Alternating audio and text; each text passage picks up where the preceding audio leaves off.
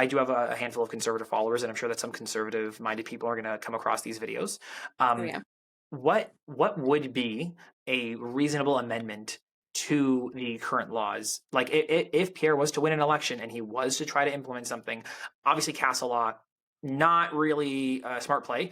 But is there something that is that could be done to make the laws make Canadians feel safer in the self-defense aspect?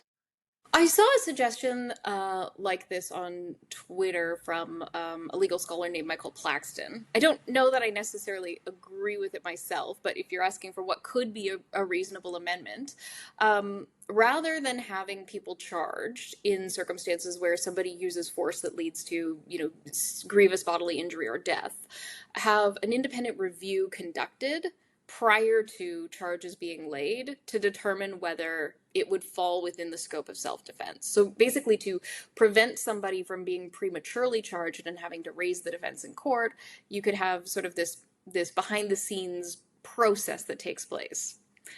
I mean, I think that's kind of a reasonable suggestion because of the extent of the injury or harm to the person who maybe was asking for it, so to speak.